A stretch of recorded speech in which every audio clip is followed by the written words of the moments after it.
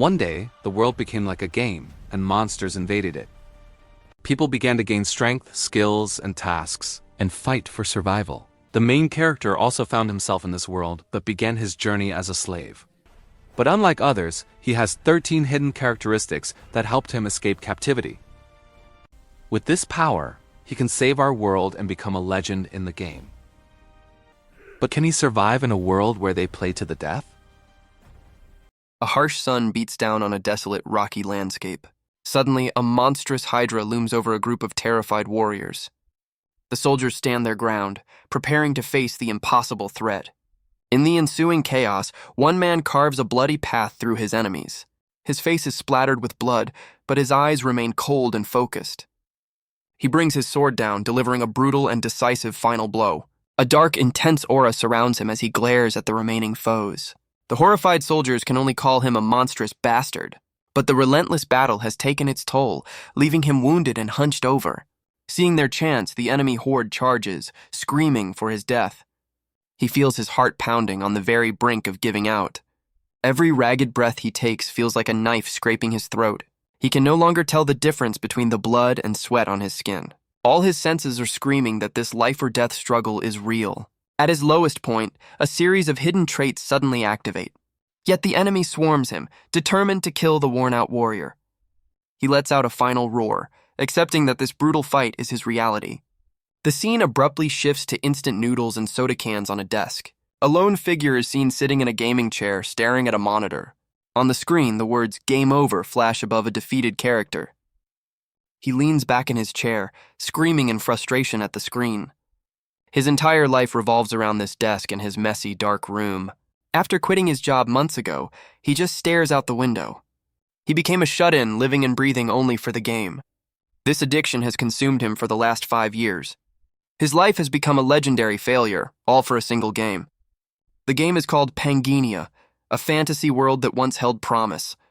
It promised to grant one wish to whoever cleared it, but no one ever has. Pangea was infamous for its brutal, unforgiving difficulty. Players faced impossible bosses that could wipe out entire parties. Even companions couldn't be trusted, often betraying you in an instant. Getting a bounty meant being hunted down relentlessly by powerful NPCs. But the worst feature was permadeath. One death meant losing everything. Because of its insane difficulty, the game's popularity vanished overnight. He begins to suspect the game is designed to be impossible to clear. All his progress, including 8 unique items, vanished in a single moment. But as he stares at the screen, he notices something unexpected. His character is deleted, but he's awarded 1.6 million soul points. He's stunned by the massive amount, far more than all his past deaths combined. The game has a system that rewards players with SP based on their dead character's value. These soul points can be invested into talents when creating a new character. He remembers a past character, a grandmaster of swordsmanship who still died. With 1.6 million SP, he realizes he can invest in everything. Normally, he'd play it safe with a magic build for a stable run. But this time, he decides to go for something completely random. Convinced he'll never clear it, he decides to just have fun one last time. A painful memory surfaces, a woman apologizing to him. He remembers his confusion, not understanding what she meant. She bluntly told him she couldn't date someone with no future. She was at the age where marriage was on her mind. All her friends were with successful men from big companies. And then there was him, a stark contrast to them all. He could only look down, crushed by her words. With a sigh, she decided the conversation was over and stood to leave. Her final words, "I hope you have a nice life," echoed in his mind. And just like that, she walked out of the cafe in his life. That was 3 months ago, the day his 5-year relationship ended. Heartbroken and angry, he quit his dead-end job. He locked himself in his room, escaping into the world of Pangea. But now, staring at the screen, he tells himself the patheticness ends today. With a final, defiant click, he commits to the random character build. Soul points drain rapidly as the system reconfigures his stats in a flash of light. Suddenly, an unexpected message appears. A hidden piece has been activated. He's stunned by an invitation to Pangea for satisfying a singularity. His world distorts as he's violently pulled through the screen into the game. An enraged voice screams a curse against a wicked god echoing in his mind. He collapses, clutching his head as the unfamiliar voice causes him immense pain. Gritting his teeth, he struggles to understand what's happening to him.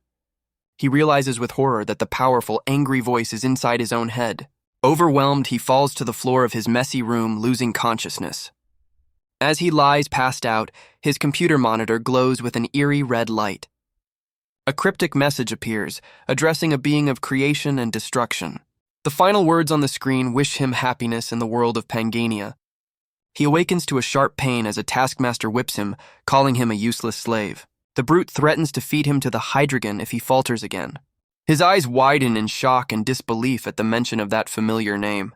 A colossal, scaly foot slams into the ground right next to him. He sees countless other slaves being driven forward under the lash. Utterly bewildered, he stares around, trying to grasp his new, terrifying reality. He finally sees them, the monstrous Hydreigons, just like in the game. The taskmaster screams at him to get back in formation, lashing out with his whip. He falls to his knees as the brute threatens him with death for his defiance. The searing pain makes him realize this isn't a dream. His new reality is harsh. He confirms the Hydreigons are identical to the monsters from Pangania. Even the desolate canyon around him feels eerily familiar from his time in the game. Testing a wild theory, he mentally summons his status window. A glowing blue interface appears before him, invisible to the other slaves. His eyes widen in disbelief as the impossible truth begins to sink in. The window displays a dizzying array of stats, talents, and hidden traits. It's undeniable he's no longer in his room but has truly entered Pangania.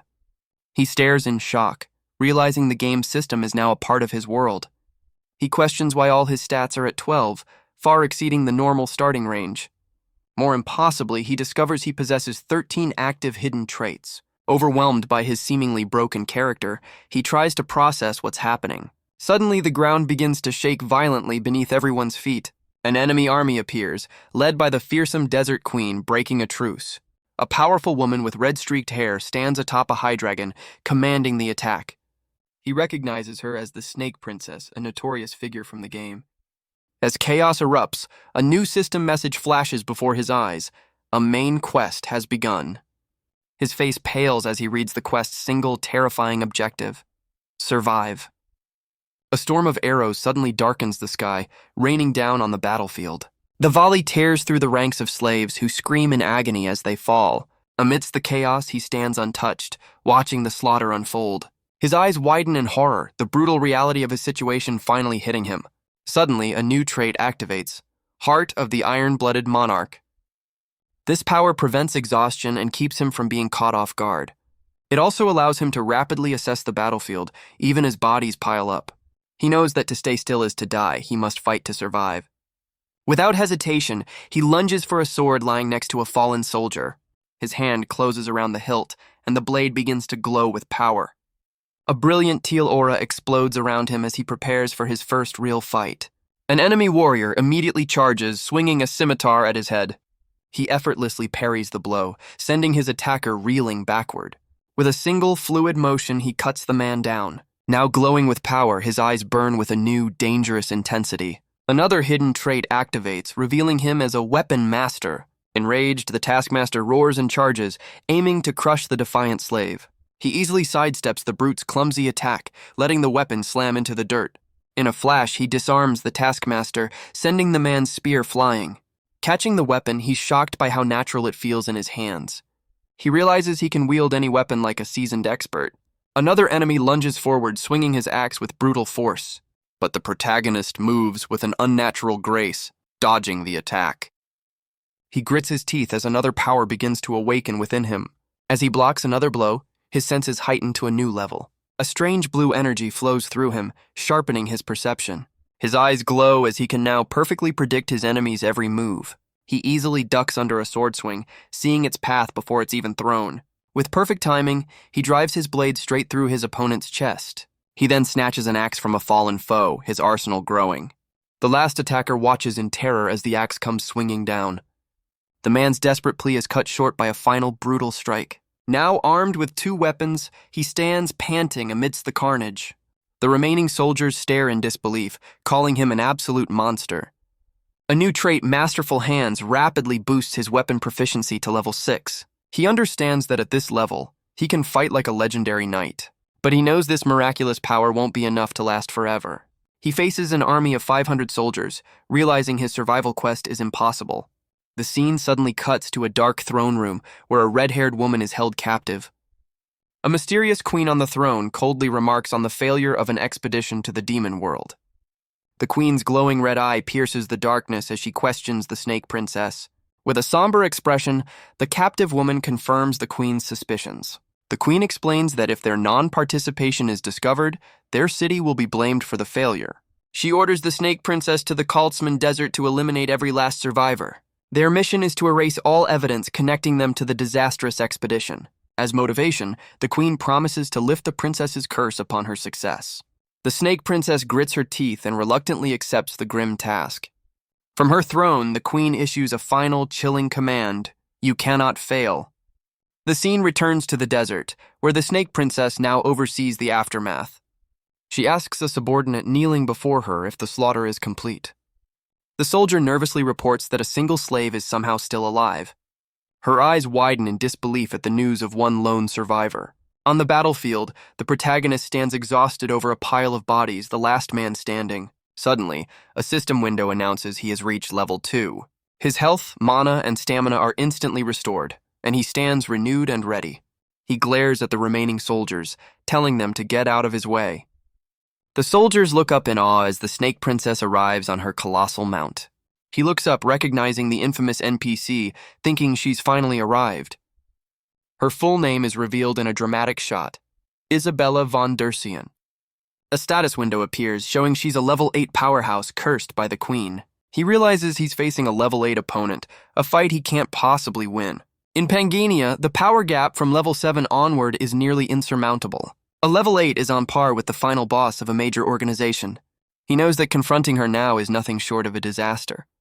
The snake princess steps forward, ready to end the lone survivor's life. She looks down on him, admitting his little show was interesting. But with a chilling aura, she declares that he has to die now. He reflects on why he was so obsessed with the brutally difficult game. It was because he loved finding ways to conquer the impossible. He smirks, remembering his reputation as a master of hard games. Isabella lunges forward, a blur of motion aimed to kill. She brings her blade down in a devastating high-speed strike. But he calmly asks if she wants to lift the queen's curse. He effortlessly stops her blade with his bare hand, a strange power glowing.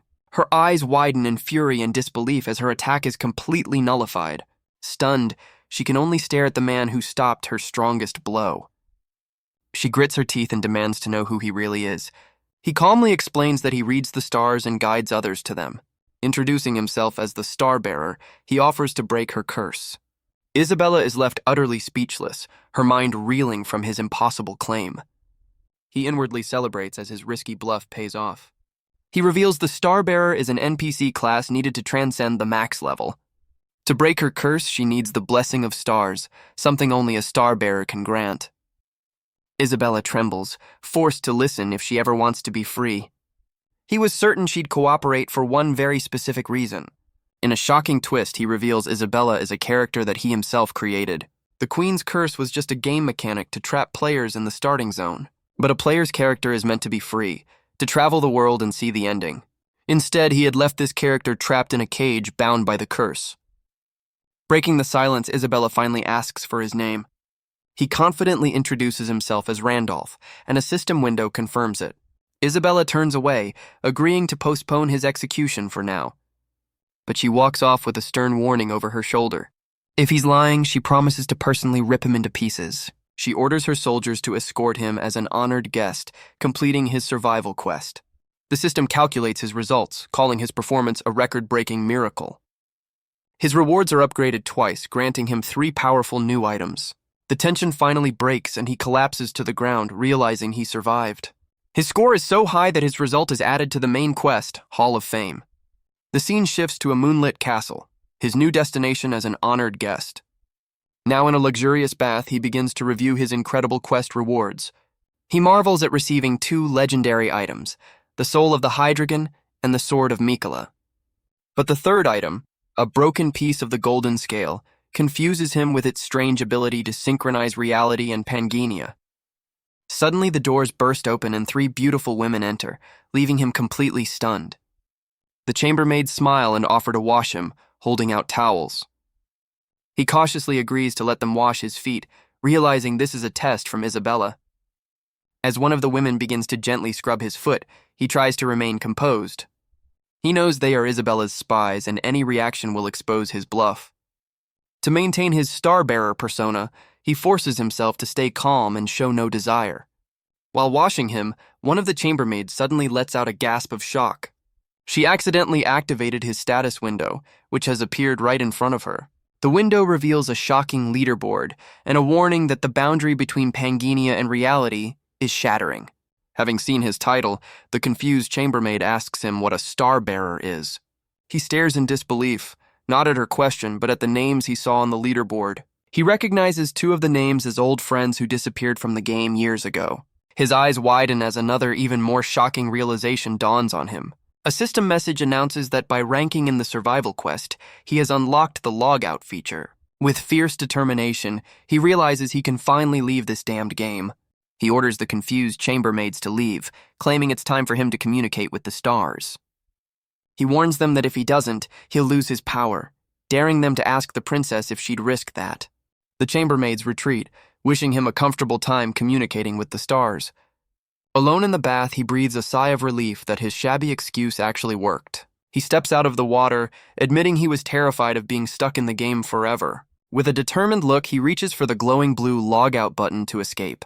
A system message warns that if his character dies, he dies in real life before the logout completes. He awakens not to his room, but to a view of his city engulfed in fire and chaos. People scream and flee in terror as monstrous silhouettes rampage through the burning streets. A giant, insect-like creature with glowing red eyes emerges from the inferno. Back in his real body, he stares out his window in utter shock and disbelief. Suddenly, a different monster with a reptilian head and glowing eyes appears right outside his window. The creature lets out a terrifying screech, its mouth splitting open like a grotesque flower. He recoils in terror, falling backward onto his bed to escape the horrifying sight. His mind races as he questions why monsters from Pangenia have invaded the real world.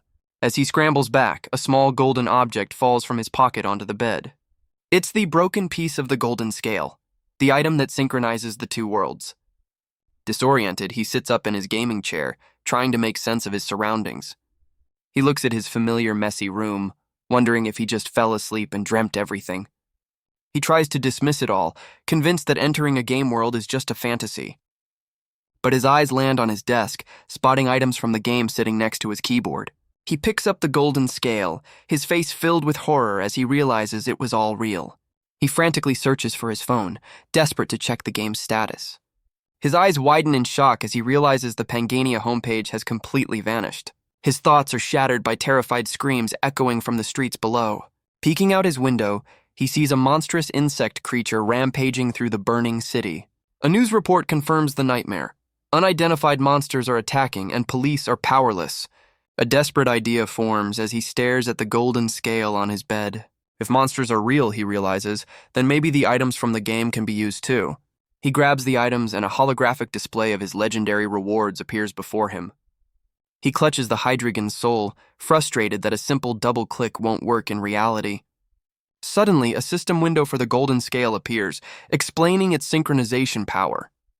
He knows his current body is useless, but the scale offers a chance to change that. He activates the item, and a brilliant light engulfs him as his body synchronizes with his game character, Randolph. A system notification confirms the synchronization is active for the next 24 hours. The scene cuts to the war-torn streets, littered with the bodies of the fallen. A mother desperately flees the chaos, clutching her young daughter tightly. The little girl asks for her father, but her mother can only urge her to keep running. Their escape is cut short as a nearby building collapses, sending debris raining down. The mother is crushed by the falling rubble, and the little girl is thrown to the ground. Mortally wounded, the mother uses her last breath to tell her daughter to run. A woman in a torn business suit rushes toward the crying child, asking if she's okay. The dying mother begs the woman to save her child with her last breath. Overcome with grief, the woman promises the fallen mother she'll protect her daughter. But a flower-mouthed monster lunges, ready to devour them both. The woman braces for impact, believing this is the end for her and the child. In a blur of motion, a mysterious figure swoops in and pulls them to safety. It's the protagonist, who effortlessly cleaves the monster in two with a glowing blade. The woman clutches the child, stunned and relieved that she somehow survived. She stares at her savior's back, wondering who this powerful man could be. Another insectoid beast charges, aiming to crush the small group of survivors. The woman screams a desperate warning for him to watch out. He's swatted aside by the creature's massive leg, sent flying through the air. As he falls, the woman watches in awe as a colossal shadow forms behind him. From the soul item, a monstrous 9-headed hydragon is summoned to the battlefield. The protagonist lands atop one of its heads, calmly telling the beast to stay still. The woman stares in utter disbelief, questioning if what she's seeing is even real. The little girl breaks free, running toward her mother's body in tears. The hydragon unleashes its fury, decimating the swarms of insect monsters. A montage reveals this is a global invasion, with monsters destroying cities worldwide. However, powerful warriors have also appeared, fighting back against the apocalypse. One hero raises his glowing sword, vowing to protect the innocent from the new world of monsters. As the world changes, a man scoffs at a news report of heroes uniting. In a lavish apartment, he calls them idiots for wasting their golden scale fragments. This player, known as Massacre, confirms that Pangea and reality are merging. He clenches his fist, knowing a new age of chaos has begun where only the strong will rule. His attention turns to the survival quest rankings, where Randolph holds first place. He stares at the name, wondering if this Randolph is the legendary player Phantom. A flashback reveals Phantom, the first player to lead an expedition to the Demon Realm. Though he was the undisputed #1 player, his quest ended in a brutal failure. Massacre realizes Phantom must have been reborn as Randolph, retaining all his talents. He grins, finally understanding how Randolph achieved such an impossibly high score. Meanwhile, Randolph reflects in the bath, realizing players now inhabit their game characters.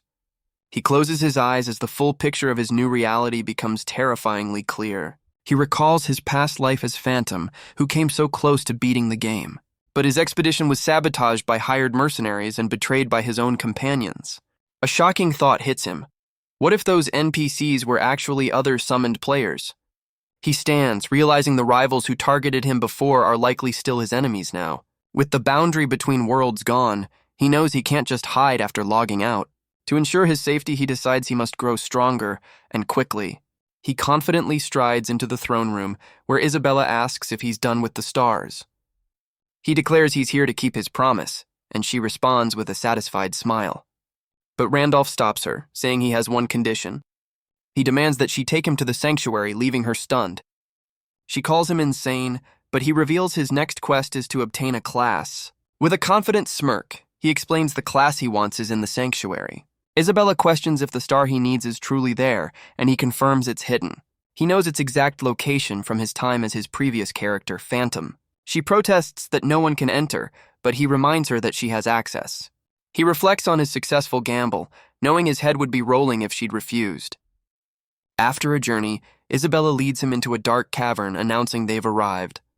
He stares down a foreboding staircase into the purple haze of the holy ground. System windows warn him that he's underleveled, and the area is full of poison. But his hidden trait, Giant's Demon Resistance, activates, protecting him from the toxic energy. He knows a normal level 2 player couldn't survive here, considering his options, but he dismisses the subquest, stepping forward with a greater purpose in mind. This is where he can complete his main quest and finally obtain a class. He grins, knowing he's about to acquire a very specific and powerful class. Isabella leads the way with a knowing smile, seemingly testing him. She suddenly stops him, pointing out he's taken the wrong path for a starbearer. She reveals the bridge ahead is a trap with powerful air currents. Turning to mock him, she's met with a smug grin as he asks if she's scared. Her eyes widen in shock, completely caught off guard by his accusation. She angrily denies it, claiming the Snake Princess knows no fear, but he just calls her timid. She fakes a leg cramp to avoid the bridge, but he simply offers to carry her on his back. Enraged by his audacity, she asks if he has a death wish, but he calmly reminds her of her cramp. He explains they're out of time and will be hunted, making it faster for him to carry her. Grumbling about her fake injury, she reluctantly climbs onto his back. He tells her to hold on tight and plants his foot, ready to make a move. He suddenly sprints forward and she screams that he's going the wrong way. Without warning, he leaps off the cliff into the abyss, much to her horror. A system window appears as his eye glows, activating his hidden trait. Mutant. This power allows him to see all secrets, revealing a hidden glowing path before them. He lands safely on the invisible bridge, calmly telling her this is the real path. Isabella is stunned, questioning how he knows this path and is unaffected by the sanctuary's poison. He teases her about having a fear of heights, and she angrily tells him to shut up. As he complains she's heavy, she realizes his confidence isn't just about being strong. She feels like he's not just navigating a dungeon, but returning to a familiar place. Leaning in close, she finally asks him if they have met before. He gives a cryptic answer as they run up a glowing staircase, leaving her confused. His hand begins to glow as he explains that he has seen her before. He finishes his sentence with a powerful flash. "But you have never seen me." They finally arrive at a beautiful, sunlit meadow at the end of the hidden path. He explains this is a domain barrier, and he knows exactly what lies ahead. Suddenly, a single glowing red eye pierces the darkness before them. From the ground, an army of monstrous stone golems begins to rise. The Guardian's chest glows with a powerful, fiery rune, signaling its immense strength. He realizes this is an upper-tier golem, and even a graze would mean instant death for him. He smirks at Isabella, who tells him to shut up and watch what she can do. The Stone Guardians charge forward, their massive fists ready to crush the intruders. Isabella stands her ground as a golem brings its colossal fist down upon her. With blinding speed, she unleashes a powerful attack that slices through the golem's arm. The stone arm shatters into countless pieces from the force of her strike. She calmly declares that this fight will be over in an instant. With incredible agility, she leaps through the air, dodging the falling debris. She gracefully lands on another golem, running up its body to strike the core. Randolph watches with a smug grin, impressed by the character he himself created. Glowing cracks spread across the golem's body as her attack finds its mark. In a final, explosive move, she demonstrates the overwhelming power of a level 8 player. As the golems crumble, a system window suddenly appears before Randolph. It offers him the Golem Maker class, recognizing Isabella's kill as his own. He considers the offer, knowing Golem Maker is a rare and high-tier summoner class, but he instantly declines the offer, stating it's not the class he wants. He knows the being who can grant his true class is something else entirely. A system window describes an ancient king buried by a nameless star. Randolph looks up into the sky, confidently saying it has finally shown itself. A colossal serpent with glowing eyes appears, identified as the ancient king, Dramit. He feels the overwhelming pressure, questioning if this is the sanctuary's guardian. The massive beast towers over them, its sheer size blocking out the sky. Randolph smirks at Isabella, telling her not to worry because the guardian is actually gentle. Before he can finish, the serpent lunges forward in a devastatingly fast attack. The blow slams directly into Isabella, sending her flying across the battlefield. She skids to a halt, using her daggers to brace herself against the immense force. He insists the creature is friendly, but Isabella angrily asks if it looks friendly to him. Dramut challenges the challenger to prove their qualification, but Isabella panics, saying it's not her. The serpent accuses her of defeating its sentinels, leaving her utterly flustered. With a final warning, Dramut attacks again, and Isabella screams that it has the wrong person. She desperately asks Randolph for help, but he's confused, realizing he never fought Dramut before. His eyes widen as he wonders if the game's history has somehow changed. A lore window explains Dramut is a guardian protecting a greater god with its massive body. It reveals the serpent gained its power and wisdom from the spiritual energy of a star. A flashback shows his previous character, a level 10 transcendent who cleared this place long ago. He recalls that as Wilhelm, Dramut was obedient because he was qualified. Now he realizes the serpent attacks anyone weaker than it, and he's only level 2. Meanwhile, Isabella is sent flying by another one of the serpent's powerful blows. She crashes to the ground, gritting her teeth in pain from the brutal impact. Isabella struggles to move, cursing the sanctuary's poison for weakening her body. Lying defeated, she wonders if trusting the so-called Star-Bearer was a fatal mistake. Randolph steps forward, commanding the colossal serpent to stop its assault.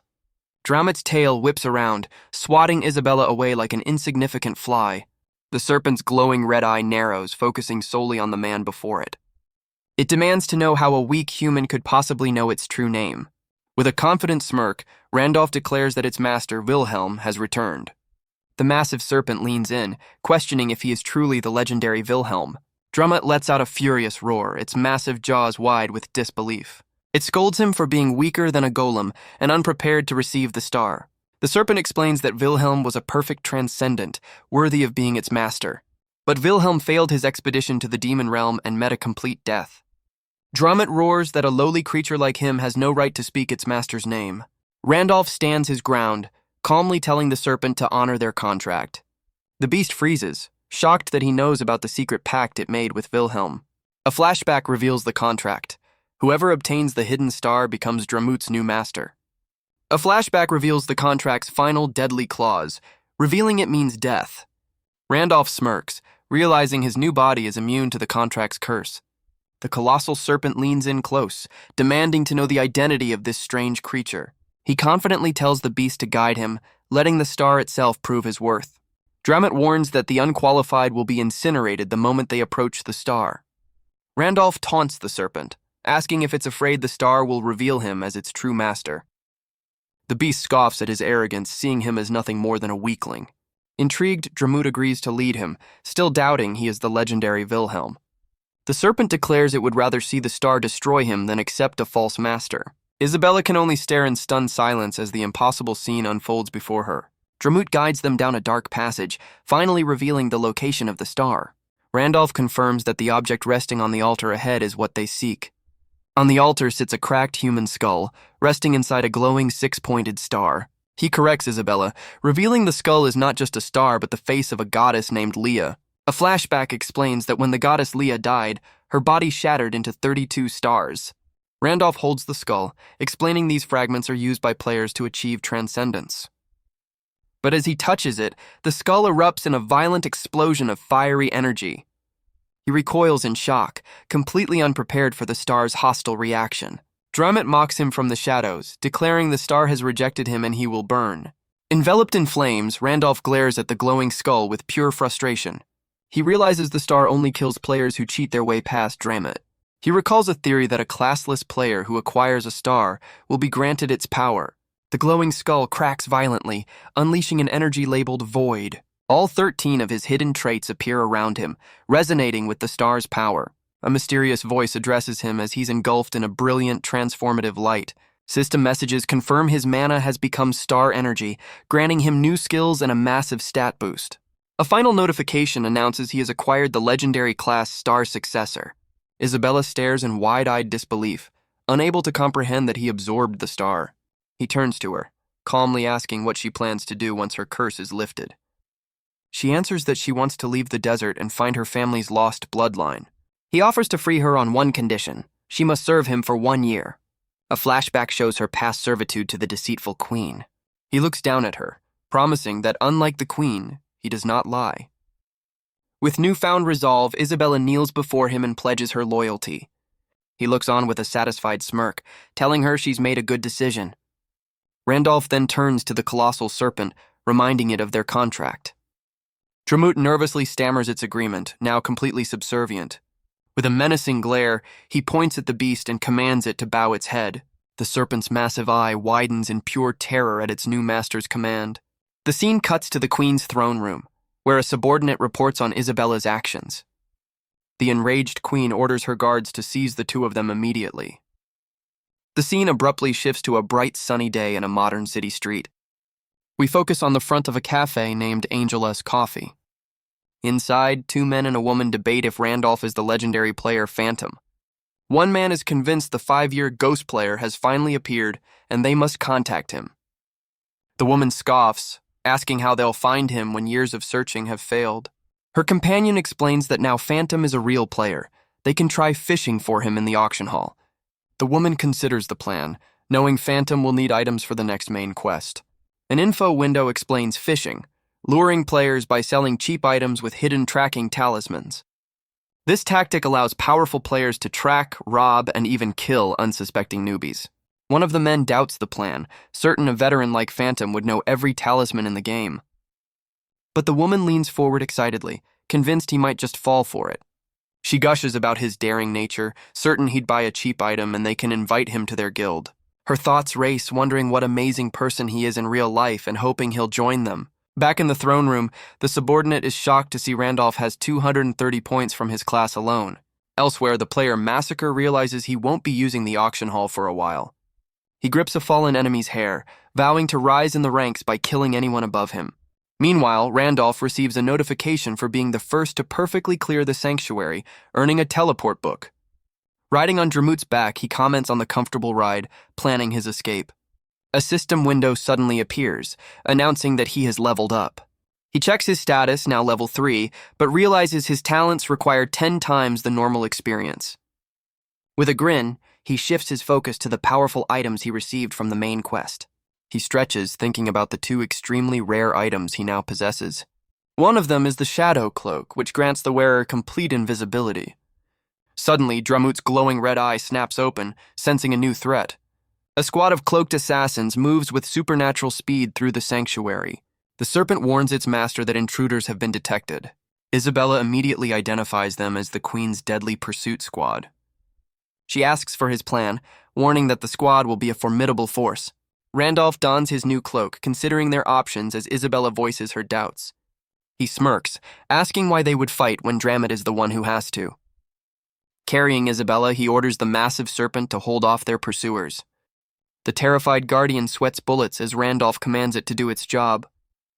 As the soldiers panic at the sight of Dramut, Randolph and Isabella make their escape. He assures her it's just an advance unit, and they'll be fine since the Queen isn't there. Randolph knows they must escape quickly before the main force arrives and surrounds them. He explains Dramut is bound to the sanctuary, so only they can flee. Their only way out is a warp gate, but he knows there's a catch. They arrive at the massive gate, which requires a long time to activate. Isabella looks on with nervous anticipation, knowing this is their only chance. He explains that once they pass the gate, they'll finally be out of the desert.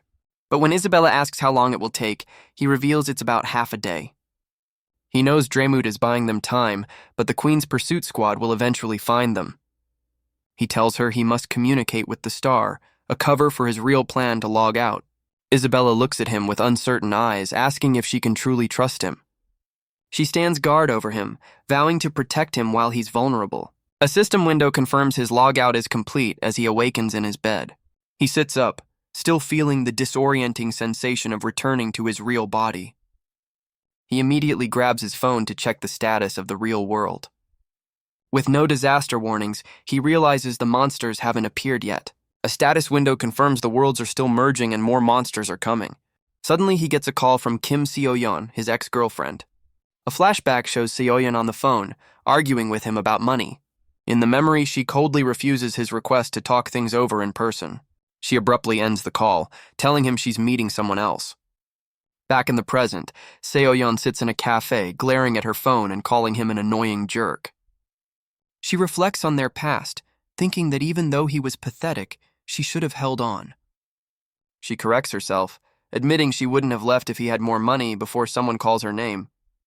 She's shocked to see Hyun-myung has arrived, looking completely different than she remembers. He coldly asks what she wants, telling her he needs to leave soon.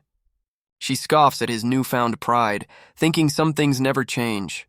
With a smile, she says she always liked how he'd come running whenever she called. She claims to have regretted their breakup, asking if he ever missed her. He ignores her, annoyed that she called him out but wouldn't even buy him a drink. Fed up, he tells her he's leaving, much to her complete shock. She desperately grabs him, asking if this is because of how she treated him in the past. He coldly asks if her new boyfriend knows about this meeting, calling her out for her social media posts. Turning his back, he walks away as she begs him to listen. He feels strangely calm and gets a level-up notification, realizing his game character's growth affects his real body. His thoughts are interrupted by a man screaming at a woman on the street. The man grabs the woman, threatening her with a box cutter as a crowd watches. Enraged, he screams that he'll kill her for looking down on him. But his hand is suddenly stopped, the blade hovering just inches from her face. The terrified woman looks up, wondering who just saved her. It's Hyun-myung, who has caught the attacker's wrist and tells him that's enough. The man struggles in his grip, demanding to be let go. With a powerful twist, Hyun-myung bends the man's wrist, who screams that it's about to snap. He realizes his real body has changed, feeling a strength he never had before. He shoves the attacker to the ground and turns to the woman, asking if she's okay. She looks at him with tearful gratitude, saying she doesn't know how to thank him for saving her life. The woman he saved notices him staring and asks why he's looking at her like that. He suddenly recognizes her as the woman who tried to save the little girl during the monster attack. He quickly dismisses it, saying she just resembled someone he knew, and turns to leave. But the attacker gets up, screaming for him to die as he lunges with the box cutter. With a swift, fluid motion, Hyun-myung easily sidesteps the clumsy attack. He brings his fist down hard, knocking the man out cold in a single brutal blow. The woman can only stare in awe at his incredible display of power. Hyun-myung crouches over the unconscious man, his expression unreadable. Suddenly, 2 police officers arrive and tell him he needs to come to the station. The woman defends him, but the police insist his actions were still an act of violence. Annoyed, Hyunmyoung says he doesn't have time for this, as the woman looks on worriedly. The officer stubbornly refuses to bend the rules, questioning who would take responsibility for him. The woman pulls out her ID, introducing herself as Kim Hana, a reporter for a major network.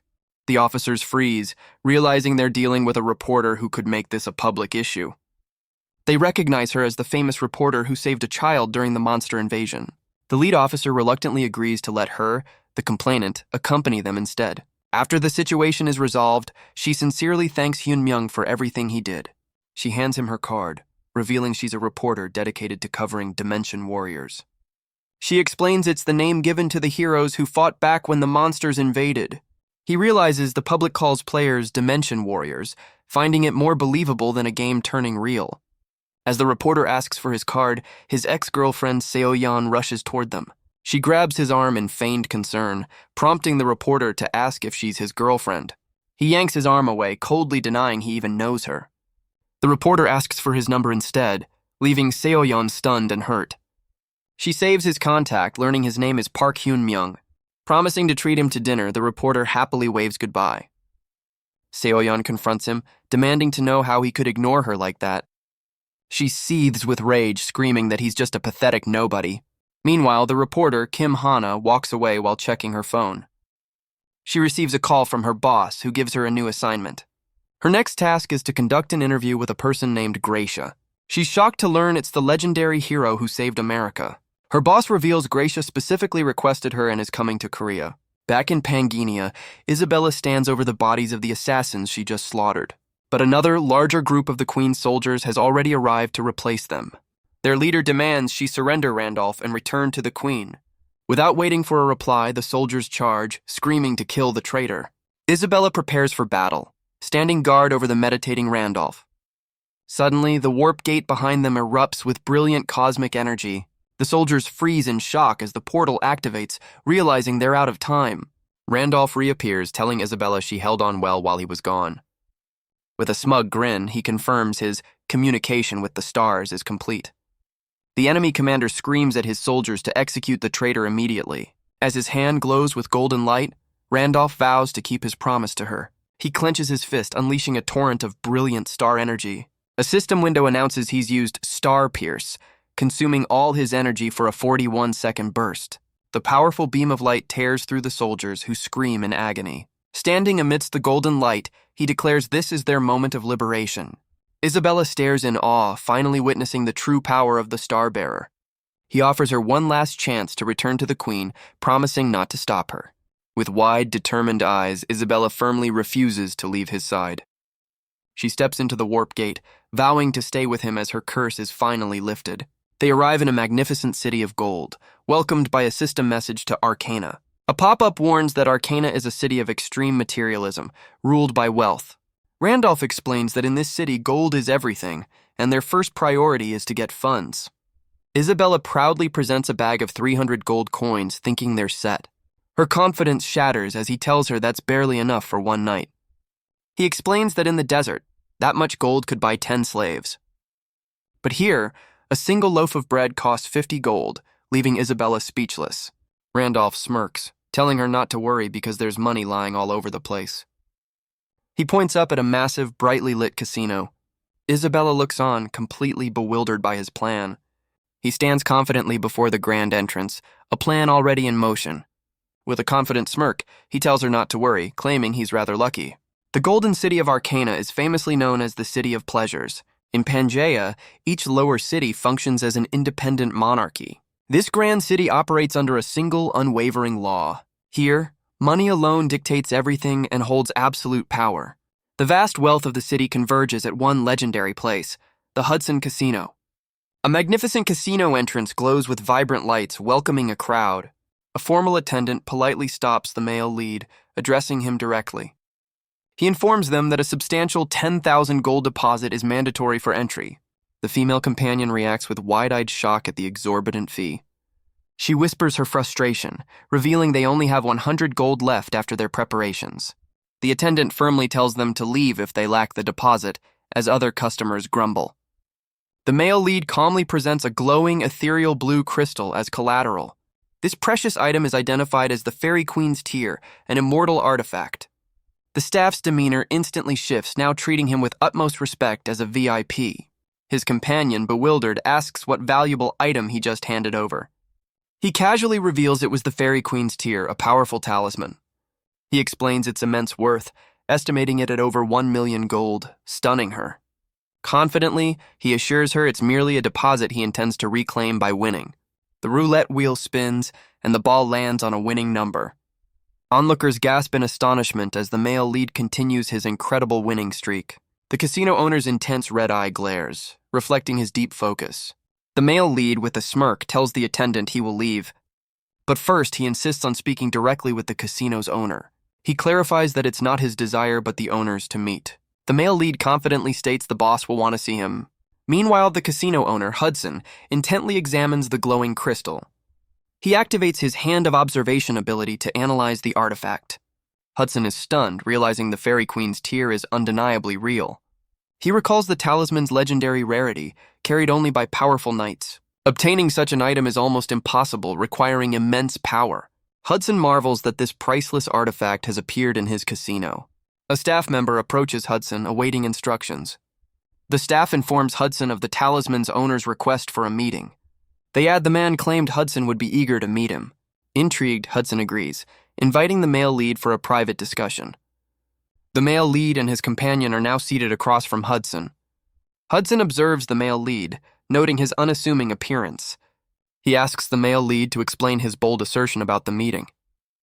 The male lead calmly reveals he knew Hudson desired the talisman. Hudson confirms his interest, admitting he was planning to acquire it. Hudson questions the talisman's worth, stating 20 gold buys a mansion. He argues talismans are only for reforging weapons, doubting its high value. The male lead counters, saying its true worth is not for him, but for Hudson. Hudson, in his study, insists he can't pay such a sum for a mere hobby item. The male lead clarifies that the Fairy Queen's Tear is far more than a hobby item for Hudson. He reveals it's essential for Hudson to enter the city council. The male lead explains that reaching level 10 is required to join the council.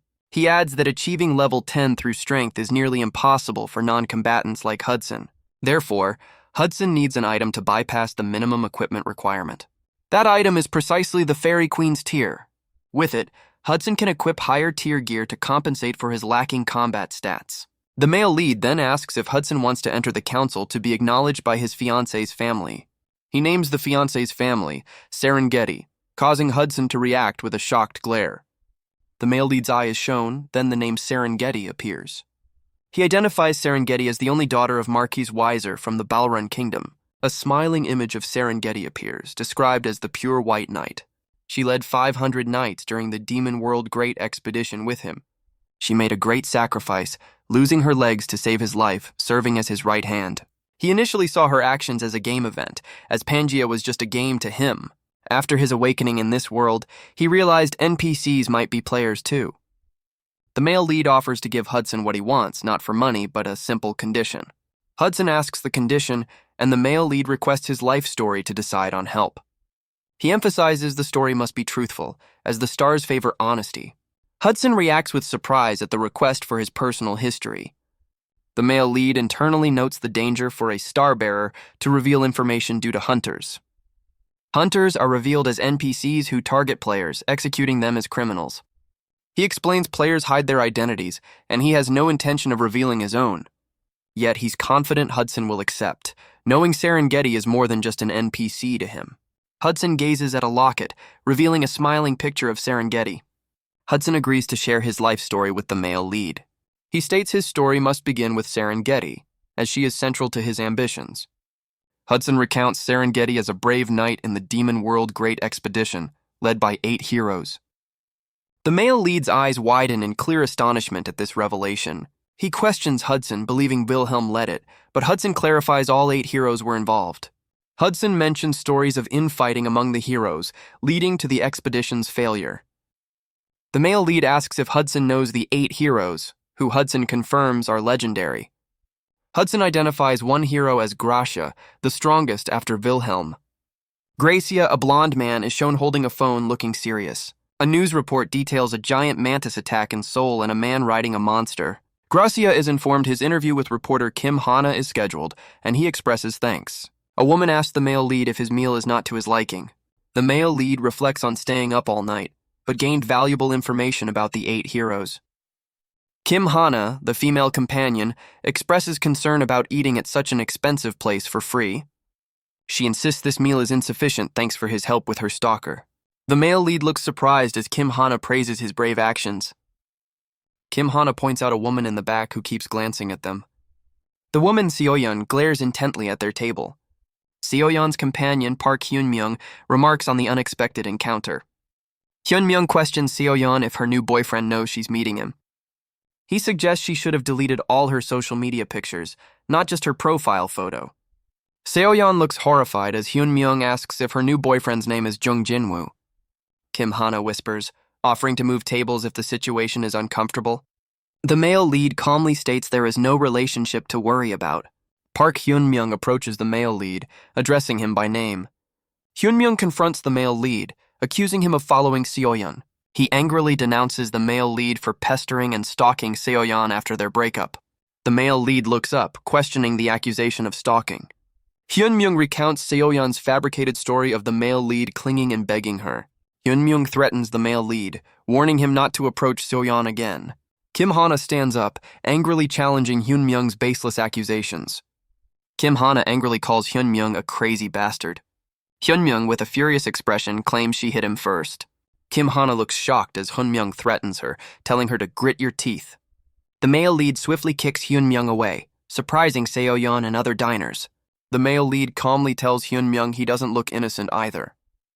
Hyunmyoung's face contorts in rage, calling the male lead, "You little..." Hyunmyoung covers his face, eyes wide with fury and frustration. The male lead pins Hyunmyoung to the ground, firmly stating, "I said stop it." Hyunmyoung struggles, questioning the male lead's immense strength and grip. Seoyeon shouts at Hyunmyoung, telling him to get up and stop embarrassing her. The male lead suggests they go outside to finish their discussion, holding Hyunmyoung down. Hyunmyoung, still pinned, fumes about being embarrassed in front of Seoyeon. Hyunmyoung declares the male lead messed with the wrong person as he begins to power up. Hyunmyoung transforms, glowing with energy, as the male lead looks surprised. Onlookers gasp in disbelief, wondering what kind of power is being displayed. Someone exclaims that Hyunmyoung is a dimension warrior and questions his sudden transformation. Hyunmyoung, now in an armored form, challenges the male lead to try running your mouth again. The male lead swiftly counters Hyunmyoung's attack with a powerful, glowing strike. Hyunmyoung lies defeated on the ground, while Seoyeon cries out his name in distress. The male lead reflects that Hyunmyoung was a player, but wonders how he can act like nothing happened. A system screen details Randolph's stats and numerous talents, explaining that more talents means slower leveling. A comparison shows characters with fewer talents level faster, and Jung Jinwoo is among them.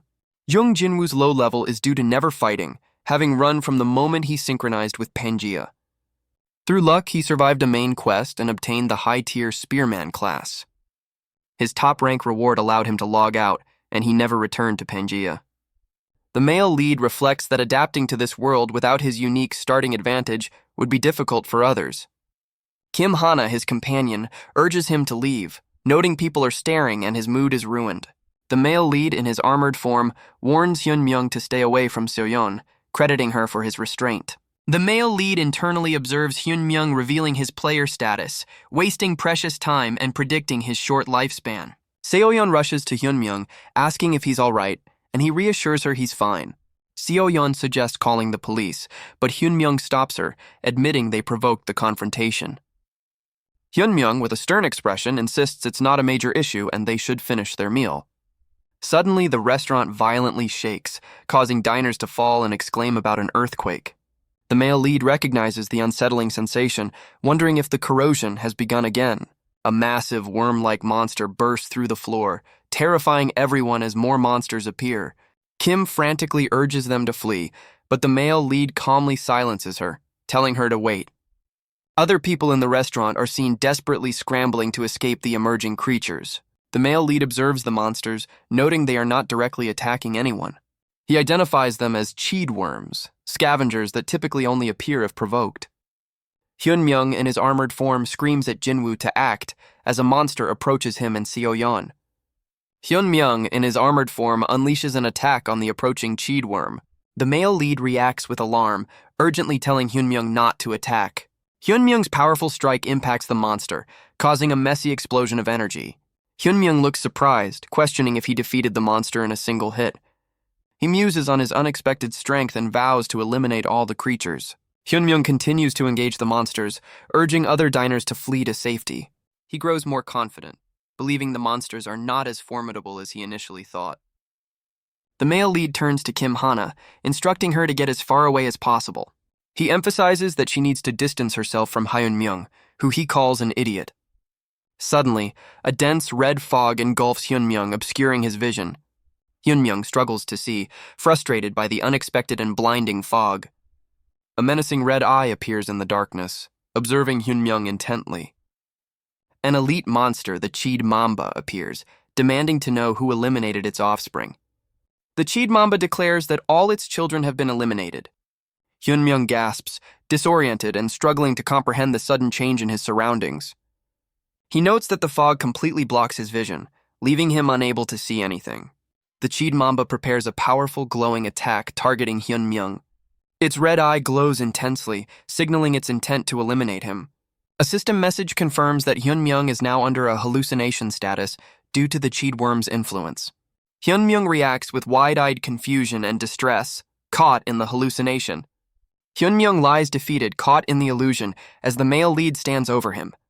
Hyun-myung's eyes glow red, still struggling within the powerful hallucination. The male lead declares he must intervene, as the situation has escalated too far. Now in his armored form, the male lead commands the illusionary monster to appear. He exerts himself, breathing heavily as he confronts the powerful illusion. The Cheed Mamba's menacing face appears, acknowledging the male lead's presence. The elite monster, Cheed Mamba, reveals its intent to target the male lead. Meanwhile, Seo-yeon frantically calls out for Hyun-myung, unaware of the illusion. The male lead swiftly moves, striking with his sword amidst a burst of energy. He realizes the fog allowed his transformation, but the Mamba remains a dangerous foe. His focused gaze shows the intense concentration required to face the threat. He reflects that knowing its attack patterns is crucial for his survival. The Cheed Mamba questions how he evades its attacks despite his average abilities. The male lead skillfully dodges, confirming he anticipates the monster's every move. The Cheed Mamba dismisses his efforts, preparing for a decisive strike. He expertly weaves through a barrage of incoming attacks. His eyes glow as he predicts the Cheed Mamba's next evasive maneuver. A sudden splash of red liquid erupts from the monster. He realizes contact with the substance would inflict a harmful status ailment. The male lead cries out as he is struck by a sharp, dark projectile. The male lead stands ready, having skillfully evaded another attack. The Cheed Mamba expresses astonishment at his incredible evasive ability. The monster then questions the point of dodging if he cannot land a hit. The male lead, breathing heavily, confidently replies, "Don't worry." He declares he will soon strike the monster's forehead using the Fairy Queen's tear. A system message shows Hermes' shoes equipped, with requirements reduced by the talisman. More system messages confirm Michaela's armor and Michaela's helmet are also equipped. He now has access to powerful set options like Celestial Dragonborn and Swiftness. The male lead reflects on buying the gear in advance and apologizes to Hudson for using the talisman. He reaffirms his promise to Hudson, then activates the Swiftness option of Hermes' shoes. He moves with incredible speed, leaving a trail of light. The male lead delivers a powerful, glowing strike. He spins, preparing for another swift attack. The monster reacts with shock as the male lead continues his assault. The Cheed Mamba roars in fury, feeling the impact of the attacks. The monster's body shows signs of damage from the male lead's strikes. The male lead continues his rapid, glowing assault. He moves with blur-like speed, striking the monster from below. The monster is sent flying back by the powerful impact. The male lead prepares for his next move, eyes glowing with determination. The male lead activates his Celestial Dragonborn ability, surrounded by powerful red energy.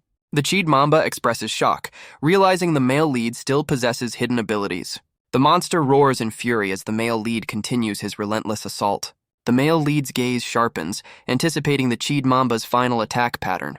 He steels himself, knowing he must endure this last powerful move to succeed. The Cheed Mamba unleashes a devastating attack, confident it cannot be evaded. The male lead activates a Celestial Dragonborn and Swiftness synergy, triggering a powerful gale. The Cheed Mamba reacts with disbelief, realizing its poisonous fog is being dispersed by wind. The male lead, breathing heavily, recalls the monster's distinct skill patterns. He remembers that after exhausting its abilities, the Cheed Mamba enters a brief state of confusion. He understands this fleeting moment is his sole opportunity to secure victory. The Cheed Mamba cries out in alarm as the male lead prepares his final decisive strike. The male lead delivers a powerful glowing blow to the monster. He drives his sword into the monster, fulfilling his earlier declaration. The male lead reaffirms his promise to strike the monster's forehead. A system message confirms the elite monster's elimination, and the surrounding fog dissipates. Kim Hana looks around in wide-eyed confusion, wondering if the terrifying event has ended. She spots the male lead, still in his armored form, amidst the fading red energy. Kim Hana recognizes him as the man who had saved her before. She calls out to him, asking if he remembers their previous encounter. The male lead, still in his armored form, assures Hana she is safe as an invisibility cloak activates. Kim Hana reaches out, asking the male lead to talk to her for a moment. The male lead calls out Hana as she turns, looking surprised. Hyunmyung appears, calling out, "Hyunmyung!" and saying he finally found her after the chaos.